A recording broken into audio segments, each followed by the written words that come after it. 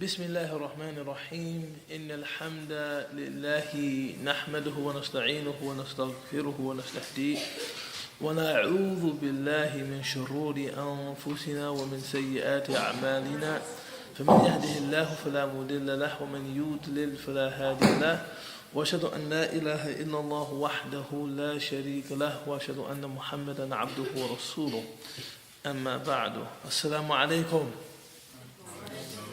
Oh my goodness, you guys have no energy whatsoever. Assalamu alaikum. MashaAllah, that's more like it. It is a great honor, great privilege to be with you this Saturday afternoon.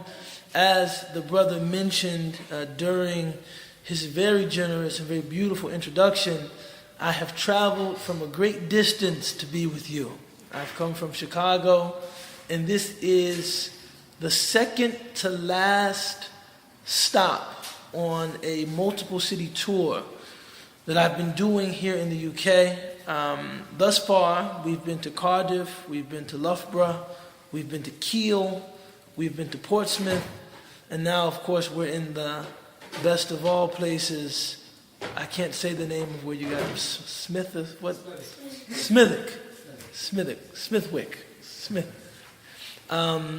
The topic that they asked me to talk about was being a Muslim in the digital age. And by digital, they are not referring to the pictures. They're referring to our heightened ability to communicate in this age. And one must understand something very important about that. That there is an interesting discussion among Islamic scholars about the things that make human beings unique. Some people say it's the ability to speak intelligently, that the human being is al-hayawan al-natiq, the speaking, the articulate animal. Some people say it's actually wearing clothes, that human beings are unique in that we wear clothes. Could you imagine seeing a dog wearing a sweater and a jacket? And no, human beings wear clothes, and this is something that makes us unique. Some people say it's the act of laughing. It's the act of laughing. No other creature laughs. Now, hyenas, they make sounds that resemble laughter, but it is not actual laughter. You know, there's a lot in laugh. What is a laugh? When someone tells you a joke or you see something funny and you start laughing, that's a very human thing. Some people say it's the fact that we have thumbs, which make our hands prehensile, which means we have hands with which we can grab things. And being able to grab things is what gives us the ability to craft tools. You see, this is a uniquely human thing that humans use tools. Have you ever seen a gorilla with a wrench? Have you ever seen a monkey with a hammer? Have you ever seen a dog with a stethoscope? Right? Only human beings craft tools and use tools. Now, for a long time, we were a tool-making species, which means that a human being would look at something and he or she would think about how to make that task easier, and then he or she would develop a tool in order to achieve that end. And when you do that, you are assured that every tool that you develop will have a very practical use. It will have a very practical utility, because the problem comes first and the tool comes second. Now, they call the age in which we live a technopoly, because people develop the tools first, and then the culture is developed after the tool. So no one was sitting at home thinking, how can I tell all of my friends that I just came in from playing soccer? Oh, I need Twitter. Nobody's thinking about that. We live in a technopoly because the tool comes first. They give you the Twitter first, and then you figure out how you're going to use it. So the first thing I want to say about these technologies, I'm not censuring them, root and branch. They can be used for good or they can be used for evil. But we have to understand that these are largely unnecessary and unnatural. Much of this stuff you do not need. It does not fulfill a need. It does not serve a purpose. It's something that is extra. It's something that's additional to what you actually need. Now the Prophet sallallahu alaihi wasallam was once sitting with his companions, and they were enjoying a platter of dates. Dates. And the Prophet ﷺ was finishing the dates, and he was licking his fingers. Sometimes you see Muslims that are particularly devout after the food. Now, let me just say this. The Prophet ﷺ used to lick the tip of the finger. Some Muslims, you see them putting the whole finger in their mouths. Sunnah! It's like, that's disgusting. That's not sunnah. Just lick the tip of his fingers. But when someone asked him about this practice, he said, these are the blessings of Allah, meaning these dates, concerning which or about which we will be questioned, how we appreciated them and how we made use of them. So if the Prophet ﷺ is talking like this about something that is absolutely essential to his being, food, sustenance, what then do you think about how we will be questioned about something superfluous, something unnecessary to our being, how we made use of it, how we used it, how we utilized it. So we have to be very careful when approaching these technologies. The second thing that I want to mention is that the Prophet ﷺ said in a hadith sahih, Man kana inda qalbihi mithqalu dharratin min al-kibr la yadkhulu al-jannah. Sallallahu alayhi wa sallam. Whoever has in their heart an atom's weight of arrogance will not enter the Jannah. And this is why many scholars refer to that discipline, that field of study that involves Islamic spirituality in dealing with the heart, al-fiqh al-akbar, the greater fiqh, because the margin of error is much lower. See, if you pray your prayer and you forget an aspect of your prayer, what are you supposed to do at the end? Say you're praying and you forget, you make a mistake in your prayer. What do you do at the end of your prayer? Who knows? What do? You do sujood, but what is that called? It's the sajda to sahu. It's the sajda forgetting. I made a mistake. Because we're all human beings, min lahm wa dam, from flesh and blood, and it's natural that we forget things. It's natural that maybe an aspect of your wudu might need to be repeated. You can make mistakes in that, and Allah subhanahu wa ta'ala gives us ample opportunity to atone for mistakes made in those things.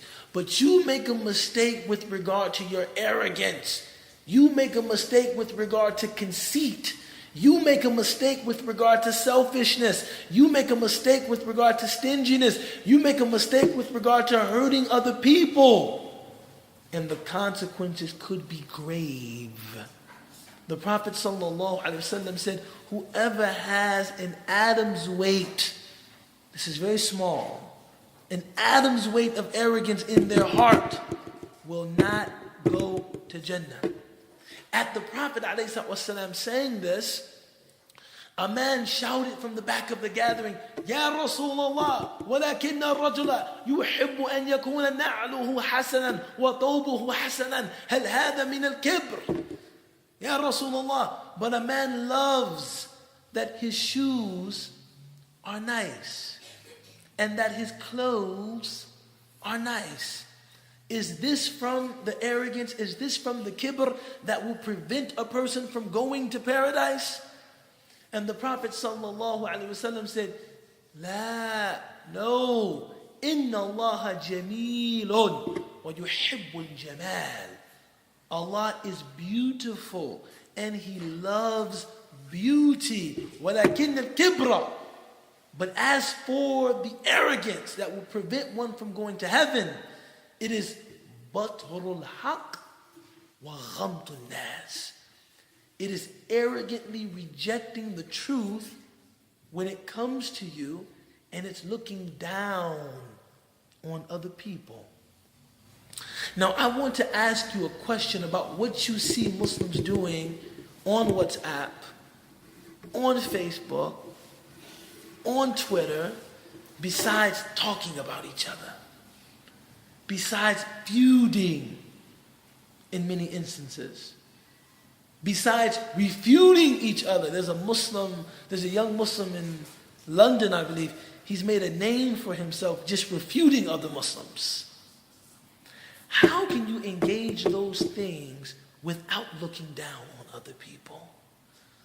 Imam al-Ghazali, Allah yarhamu, he said one of the signs that one is making progress spiritually is that you don't arrogate yourself above anybody.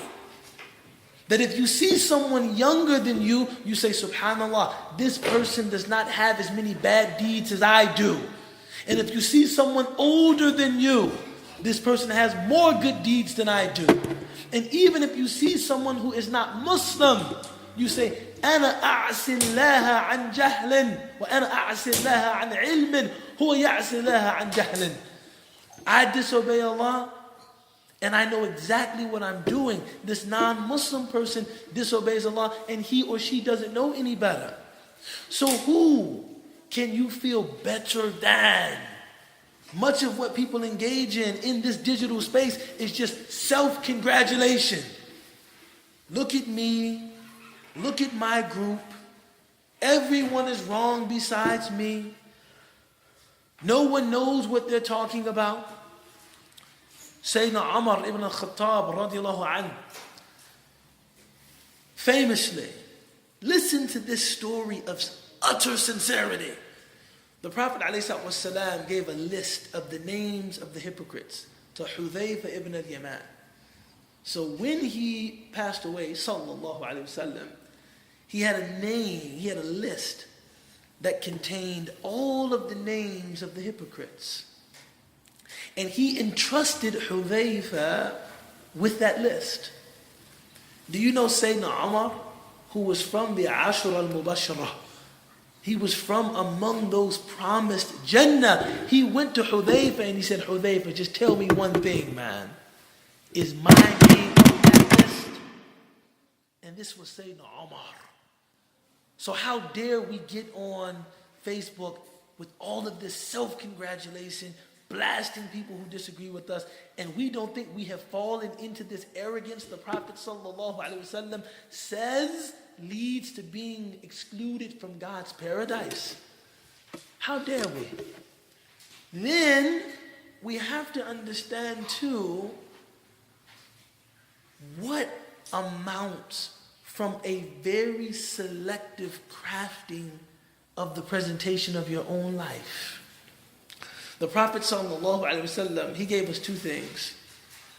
He said, when it comes to the akhirah, when it comes to trying to get closer to Allah subhanahu wa ta'ala, he said, look to people who are better than you.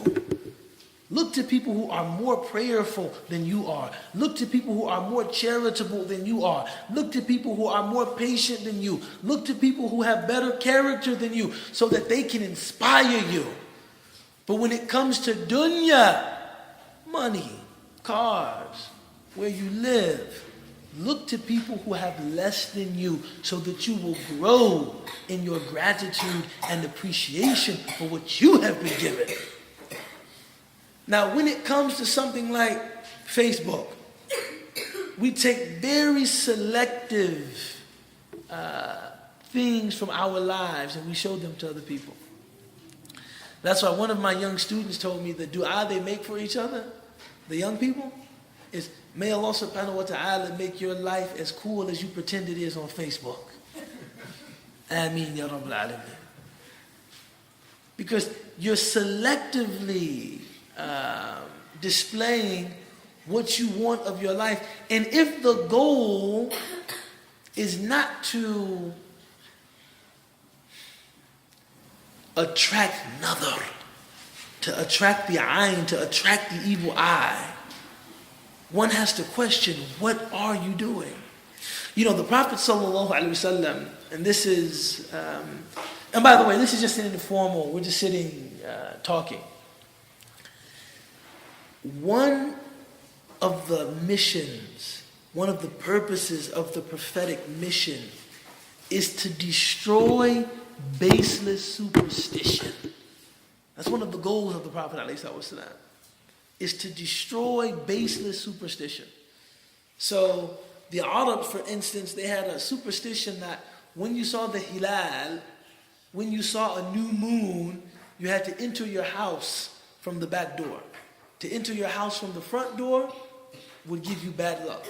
And Allah says, وَادْخُلُوا الْبُيُوتَ مِنْ أَبْوَابِهَا. Go in the house from the door. That's baseless. There's nothing to that. And they had other superstitions. And the Prophet ﷺ, one of his goals is to destroy baseless superstition. Now, I grew up non-Muslim, and we had lots of superstitions. One of them was, don't open an umbrella indoors. If you do so, you bring bad luck upon yourself. And so now, and the scholars say, if you grew up with these kinds of superstitions, you should actively challenge them so as to assert that there is no reality to that. Everything is in the hands of Allah subhanahu wa ta'ala. So now I'll go to stores in the US and I'll just open an umbrella, and the storekeeper is like, don't do that. And I'm like, no, don't worry about it. I'm Muslim. I don't believe in that. Opening the umbrella. Or we used to believe that if you walk down the street, watch very closely, and two people were walking, it was bad luck to split the pole. You know, like it was bad luck to come to a pole and one person go right and one person go left. And we believed that if you did that, one person had to go back, go around the other side, and when you went around the other side, you had to say bread and butter to remove the bad luck. We believe that.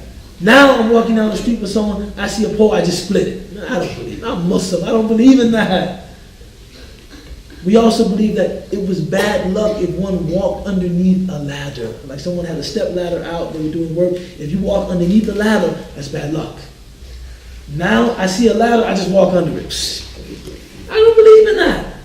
Because one of the missions of the Prophet ﷺ is to destroy, to remove baseless superstition. So when he tells you, al-ayn haq, the evil eye is true, the evil eye is not a superstition. Nazar, as you know, mashallah, Daisy's referred to it as nazar. Nazar is not a superstition. Al-ayn haq, the evil eye is true. There are people who can harm you just by looking at you with envy. This is why the Prophet ﷺ, even when he would put on new clothes, he would seek refuge in Allah subhanahu wa ta'ala from the evil eye. You had Muslims in the past, you would see the outside, the exterior, the facade of their homes, and it would be very, very plain. Because they did not want to attract the envy of other people.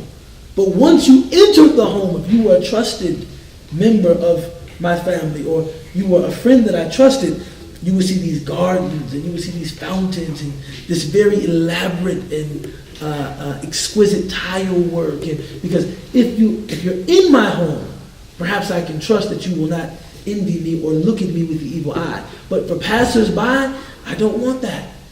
So why would you talk about all of the flowery, all of the attractive parts of your life that anybody can see? Look at where I went on vacation, or holiday. I know you guys say holiday. Look at where we went on holiday. Look at the new car that I have. Look at this. Look at that. Look at this. Look at that. Look at how cool I am. You don't fear anybody envying you. You should be very careful of that. And the central point of this mention, you should fear projecting yourself in a way, depicting yourself in a way that could cause you to be arrogant or to look down on other people. Now think about this. The Prophet sallallahu alaihi wasallam was known as the most humble of people, in spite of the fact that he was the greatest of God's creation, even greater than the angels. So Jibreel alayhi salam is the teacher of the Prophet sallallahu alaihi wasallam, and he, in his stature and closeness to Allah subhanahu wa ta'ala, is greater than Jibreel. But the Prophet ﷺ was a man of utter humility. So much so that many narrations say that when the Prophet ﷺ came to a gathering, he did not have a designated place in which he would sit. He would sit in whatever space was available. And that when he sat with people, he did not sit upon an elevated platform. In one narration, a woman came to the Prophet ﷺ, and when she met him, she fainted. You know, like the old school pictures or the movies, you see people like listening to Michael Jackson and these pop stars, and they're fainting because they're so overcome with emotion. Well, this woman, she met the Prophet ﷺ, and she fainted because she was overcome with emotion. She was overwhelmed. And the Prophet ﷺ said to her, relax, relax, relax. I am just the son of a woman who used to eat dried meat in the streets of Mecca. Saying, look, I'm not that important. I'm not. This is the Prophet ﷺ. He really was that important. If there's anybody worth being fainted over, it's the Prophet ﷺ. He's worth being fainted over. But he's practicing humility. He's practicing grace. He's practicing modesty. How can you claim to be practicing the same kind of modesty, or even a kind of modesty that resembles that modesty, when the only thing you do is go online and you talk about yourself in self-aggrandizing ways? Look at how cool I am. Look at how great I am. Look at what I have. Look at what I've been given. Look at where I go, etc., etc. The last thing that I want to talk about, because I promised to keep this short bit of advice brief, is the dangers of the tongue. The dangers of the tongue. The Prophet ﷺ, speaking to his companions, he said, if you can promise me that you will behave responsibly with what is in between your jaws, meaning your tongue, and what is in between your legs, meaning your genitals, I will promise you Jannah. I will promise you paradise. And you have scholars that have written voluminous works about the dangers of the tongue. Your tongue, the Prophet ﷺ said in another authentic hadith, isn't anything besides the harvest of men's tongues that lead them on their faces to hell. Is there anything beside that? Meaning, most people who enter Jahannam will do so because of what they sowed, or what they reaped, rather, with their tongues. What they sowed. I was correct the first time. What they sowed with their tongues. And they will reap because of that Jahannam. So this small lump, this small morsel of flesh is most dangerous. You want to come sit next to me, man? Alhamdulillah. I need you, man. This is the most dangerous organ of your body, potentially. And being a Muslim in the digital age means that the power of the tongue has been amplified. Because where it used to be, maybe a Muslim or a person could backbite. They could engage in ghibah. They could talk about somebody behind their back and one person would hear it. Hey, so-and-so, so-and-so, so-and-so. Now you can engage in ghibah and tens of thousands of people will hear it. You can engage slander and tens of thousands of people can hear it, depending upon how many Twitter followers you have. Depending on how many people visit your Facebook, if you use it to say something about someone else. It used to be where if you said something incorrect, only the person to whom you were speaking would know that you said something incorrect. Now, hundreds of people can know that you said something incorrect. So the tongue is dangerous. And these media amplify the strength of your tongue. And you have to similarly amplify your vigilance. If this is amplifying the reach of the tongue, you have to similarly amplify your vigilance with regard to how you engage these technologies. And the last thing I want to say, because I don't want to paint a singularly bleak picture. You know, this guy comes from America with all this bad news, get back on the plane and, go back to Chicago, man. Technology and social media can also be used for good. There are a great many people who access beneficial knowledge, through YouTube. There are a great many people who post words of encouragement, inspiration for other Muslims on their Facebook. There are a great many people who use WhatsApp to stay in contact with other Muslims and to say salam and things of that nature. So I don't want to create an impression that these things are only bad. I just want you to be careful, man. I just want you to be careful. I don't want to see you do anything that could be of harm to yourself or anyone else. And these are just some things that I think we should think about. أقول قولي هذا واستغفر الله لي ولكم ولسائر المسلمين وآخر دعوانا أن الحمد لله رب العالمين.